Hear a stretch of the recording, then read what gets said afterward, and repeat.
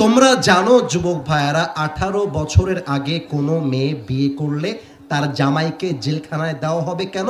এটা নাকি বাল্য বিবাহ। And now this question to the young people of this program, and I'm being very humble, বিনয়ের সঙ্গে প্রশ্ন করছি, 18 বছরের আগে যদি বিয়ে করার জন্য একজন মেয়ের জামাইকে জেলখানায় যেতে হয়, তাহলে 17 বছরের যেই মেয়েটা পার্কে গিয়ে টিকটকে জামা খুলে নেচে বেড়ায়, তার আইনটা কবে বাংলাদেশে পাস হবে? এটা আমি জানি। ও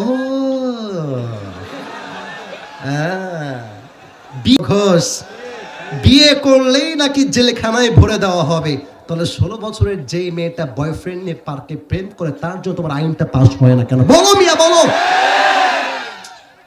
ভেবে দেখেছেন? ভেবে দেখেছেন? তার মানে প্রমাণ হয়ে গেল বাংলাদেশের পার্লামেন্ট চলছে আল্লাহর কোরআন দিয়ে নয়, পার্লামেন্ট চলছে আমেরিকা তথা পশ্চিমা সভ্যতা দিয়ে। পার্লামেন্টে কোরআন নিয়ে যান, আমার যুবকদের বিয়েটা হয়ে যাবে। এবং আমি সিরাজগঞ্জের ওয়াজে বলেছিলাম, শীতকালে যুবকদের কম্বল দিয়ে শীত দূর হবে না, ল্যাপ দিয়ে শীত দূর হবে না। আরে যুবকদের শীত দূর করতে যুবকদের ঘরে ঘরে বইয়ের দরকার। যুবক এবারে সংগ্রাম বিয়ের সংগ্রাম, এবারে সংগ্রাম চরিত্র রক্ষার সংগ্রাম, এবারে সংগ্রাম গার্লফ্রেন্ডকে বাদ দিয়ে বউ ধরার সংগ্রাম। ঠিক কিনা বলেন? সবাই দুই হাত তুলুন। Everybody raise your two hands. কেউ যেন বাদ না যায়, খবরদার। আর কেউ তো উঠে নাই, কেউ যদি উঠে যায় লুঙ্গি খুলে ফেলবো রে। সবাই মিলে তাকবীর দেন, নারায়ে তাকবীর। আমি দুইটা ওয়াদা করাবো সবাইকে দিয়ে, আমাকে একটু খেয়াল রাখেন, হাতটা এইভাবে রাখেন, হাতে ব্যথা হবে না। আর আপনাদের হাতে ব্যথা হলে তো আসিফ হুজুরেরও হাতে ব্যথা হবে। ভালোবাসি না আপনাদেরকে, বলুন ভাই আমার। হাতটা এমনি রেখে একটু আল্লাহকে ডাক দেন, বলেন আল্লাহ। পেছনে দুইজন আল্লাহর ওলি উঠে গেছে। আল্লাহর ওলি নতুন নতুন নতুন এদিকে আমার দিকে। আচ্ছা সবাই মিলে ডাকো আল্লাহকে, বলো আল্লাহ। মুরব্বী যুবক সবাই মিলে ডাক দেন, বলেন আল্লাহ। আমি তোমার শাহী দরবারে দিল থেকে তওবা করছি। আয় আল্লাহ, তুমি আমার জীবনের সব গুনাহ মাফ করে দাও। বলেন সবাই আমিন। 2 নাম্বার ওয়াদা, বলেন আল্লাহ, আমি তোমাকে ওয়াদা দিলাম।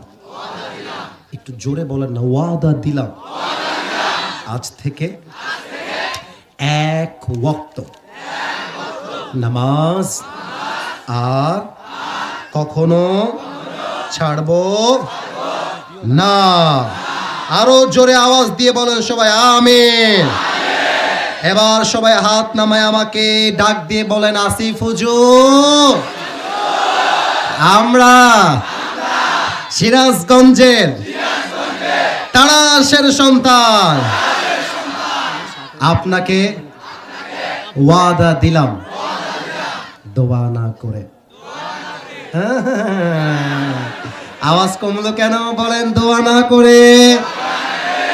আমরা কেউ উঠে এবার মাথাটা ঝাঁকিয়ে বলবেন যাব না। আরো জোরে কোন যাব না? একটু আওয়াজ দিয়ে বলেন সবাই মিলে ইনশাআল্লাহ। আচ্ছা শুরুতে 1 ঘন্টা 10-15 মিনিট সিরিয়াস ছিলাম কেন? কারণ আমি চেয়েছিলাম ওয়াজগুলো আপনারা কলিজা দিয়ে শোনেন। কিন্তু এখন আমি যে কথাগুলো বলবো, আমি চাই একটু যুবকদেরকে নিয়ে 2-1টা কথা বলবো। আপনারা কি সময় দিবেন আমাকে?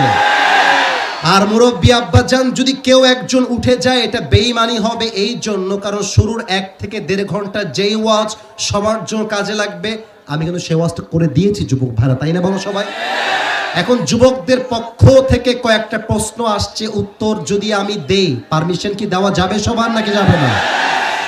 প্রথম প্রশ্ন, হুজুর আমার একজন মেয়েকে পছন্দ, কিন্তু আমার বাবা তার সঙ্গে বিয়ে দিতে চায় না, তাহলে কি করা লাগবে?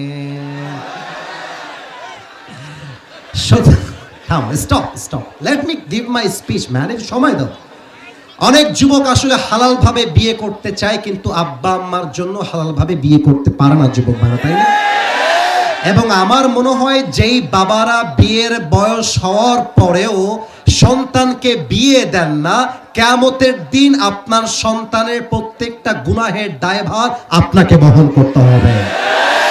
এবং সত্য কথা বলছি, বেশিরভাগ মেয়েদের চরিত্র নষ্ট হওয়ার পেছনে একমাত্র তার মায়েরাই দায়ী। যুবক ভাইরা বলো, একজন মা যদি মেয়েকে শিক্ষা দেয় তোর জন্য টাকাওয়ালা জামাই নয়, তোর জন্য চরিত্রবান জামাই পারফেক্ট হবে, আমার মনে হয় 80% যুবকের বিয়েটা সহজ হয়ে যেত। এবং আমার ব্যক্তিগত অভিমত বলছি, আপনারা একমত হলে ঠিক বলবেন, না হয় আমাকে বেঠিক বলে বুঝাই দিবেন যে আসিফ হুজুর you are not right, you are absolutely wrong. আর যদি আমি সঠিক হই, ইউ হ্যাভ টু সে ঠিক, জোরে করে বলতে হবে। আচ্ছা, দেখা যাক আপনারা একমত হন কিনা। যত যুবকের ক্যারিয়ার নষ্ট হয়েছে তার পেছনে বেশিরভাগ ক্ষেত্রে চরিত্রহীন নারীরাই দায়ী হয়েছে। পাঞ্চরুটে পয়সা নষ্ট, যুবক নষ্ট মদে, কুসমাজে গ্রাম নষ্ট, আর খাদক নষ্ট সুদে, আর টাউনে ঘুরে ছাত্র নষ্ট, কীটে নষ্ট ফুল, অতি মায়ায় বধূ নষ্ট, ধুলায় নষ্ট চুল রে, হেলায় হেলায় কার্য নষ্ট রে। যুবকের তো কথা বাদ দিলাম, বেশিরভাগ মেয়েরা অতি আল্লাহ পেয়ে বিয়ের আগেই 3-4টা ছেলের সঙ্গে প্রেম করে ইজ্জত শরম সব শেষ করে দেয়। যুবক ভাই বলো, এই জন্য আমি বলবো প্রথমে আব্বা আম্মার পায়ে ধরবা, আব্বা মুঝে শাদি করনা হ্যায়, মেহেরবানি করে বিয়েটা দিয়ে দাও আব্বা, বিয়েটা দিয়ে দাও, ভালোই ভালোই দিয়ে দাও। যদি দেখো 1000 বোঝাবার পরেও বাপ মা বুঝতে চায় না, যেই মেয়েকে পছন্দ করো তাকে তুলে আনবা, এবং যে হুজুরকে ভাল লাগে তাকে নিয়ে আসবা। 3 কবুল পড়ে বিয়ে করবে, আব্বাকে বলবা আব্বা বহু বুঝাইছিলাম, তুমি আমার কথায় কান দাও নাই, এবার আমি বিয়ে করলাম, তোমার যা মন চাই করো, আই ডোন্ট কেয়ার। কারণ আমার বাপের পারমিশনের চাইতে, মায়ের অনুমতির চাইতে আমার চরিত্র ইমান সবচেয়ে বেশি আমার কাছে দামি। যুবক ভাই, আজকে হাজারো যুবক রাতের বেলা রাত 3টা পর্যন্ত পর্নোগ্রাফি দেখে, রাত 4টা পর্যন্ত ব্লু ফিল্ম দেখে, আর যুবকের ঘরে বউ থাকলে পর্নোগ্রাফি দূরের কথা, যুবক হিন্দি গানও শুনতে যাবে না। যুবক ভাই, আল্লাহ তুমি যুবকদের ঘরে ঘরে বউ দিয়ে দাও। আরেকজন প্রশ্ন করেছেন, আপনারা রাত 12টা বাজতে গেল, আমি আর বিরক্ত না করি, শেষ করে দিই, লেটস গোইং টু এন্ড। না না, আচ্ছা ভোট হয়ে যাক, দোয়া না উত্তর? মায়ের খাবার। আচ্ছা আরেকবার, দোয়া না উত্তর? এটা খুব চালাক রে বাবা। আমার গার্লফ্রেন্ড আমাকে মজার মাধ্যমে 3 কবুল বলেছে, আমিও তাকে আলহামদুলিল্লাহ বলে, আরে মাশাআল্লাহ, কবুল বলেছি 3 বার। আমাদের কি বিয়ে হয়েছে? ওরে বাবা, যদি হয়ে থাকে আমি তো তাকে তালাক দেই না, সে এখন আরেকজনের সাথে রিলেশন। মুরব্বী আমাকে মাফ করবেন, রাগ করবেন না, এটা যুবকদের প্রশ্ন। আরে বেটা, আচ্ছা ঠিক আছে বুঝেছি, আমার কথা হলো শুধু 3 কবুল বললে হবে না, সাক্ষী লাগবে তো, তাই না ভাইজান? না, সাক্ষী ছাড়া বিয়ে হয় না। এই যে আমার আব্বাজানরা, আমার সিনিয়র পার্সনরা বসে আছেন, সাক্ষী লাগবে। কার সামনে বিয়েটা করলা? অনেকে বলে আকাশ সাক্ষী, জমিন সাক্ষী, তুমি আজ থেকে আমার বউ, আমি তোমার স্বামী। মেয়েরা তো আরেক টাল পাগলি বলে। আর মেয়েদের মতো বোকা মনে হয় দুনিয়াতে আর কেউ নাই। একটা গাঞ্জাখোর এসেও যদি বলে আমি তোমাকে ভালোবাসি, ওর সঙ্গে পালায় যায়। যুবক ভাইরা বলো বলো।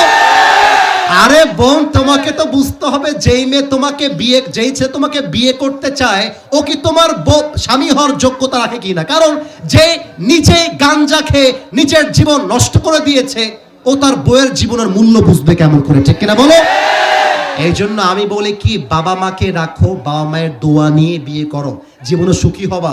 আর মনে রাখবা, মেয়েদের মন কিন্তু হলো আকাশের মতো, এখনই বৃষ্টি, এখনই রোদ, এখনই ঝড়, এখনই দেখবা ঠান্ডা হয়ে গেছে। আজকে তোমাকে বলবে তোমাকে ছাড়া কাউকে বিয়ে করতে পারবো না, আর কালকে তোমাকে বাদ দিয়ে কোনো বেটার অপশন যদি পেয়ে যায়, গুল্লি মেরে ওই বেটারে বিয়ে করে ফেলবে। আর আমি বলি কি জানো, বিয়ের পরে সব ভালোবাসা যদি কোনোভাবে অভাব আসে, সব ভালোবাসা জানালা দিয়ে পালিয়ে যায়।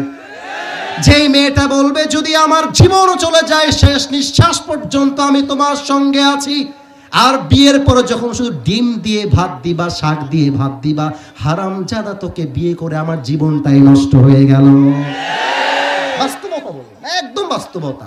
এই জন্য আমার কথা, বিয়ের সময় মেকআপ ওয়ালি নয়, টিকটক মেয়ে নয়, বিয়ের পরে বিয়ের সময় মেয়ে বিয়ে করব সেই মেয়ে, যেই মেয়ে ফাতেমার চরিত্রে চরিত্রবান হবে, যেই মেয়ে খাদিজার চরিত্রে চরিত্রবান হবে। ঠিক কিনা বলো? আল্লাহ তুমি যুবকদেরকে হালাল ভাবে বিয়ে করার তৌফিক দান করো। পরে সবাই আমিন। আসুন আমরা নতুন একটা স্লোগান দেওয়ার মাধ্যমে দোয়ার দিকে যাব। স্লোগানটা হবে এইরকম, আমি বলবো দিল্লি না ঢাকা, আপনারা বলবেন ঢাকা ঢাকা। আমি বলবো গোলামি না আজাদি, আপনারা বলবেন আজাদি আজাদি। আমি বলবো আপোষ না সংগ্রাম, আপনারা বলবেন সংগ্রাম সংগ্রাম। আমি বলবো ক্ষমতা না জনতা, আপনারা বলবেন জনতা জনতা। দেখা যাক আওয়াজ আসে কিনা। নারে তাকবীর, এ দিল্লি না ঢাকা, এ গোলামি না আজাদি, এ ক্ষমতা না জনতা, দিয়েছি তো রক্ত, রক্তের বন্যায় নারে তাকবীর। এবার আমরা দোয়ার দিকে যাব। আলহামদুলিল্লাহি রাব্বিল আলামিন, والصلاة والسلام على سيد الأنبياء والمرسلين. এই দোয়া করো, বসো।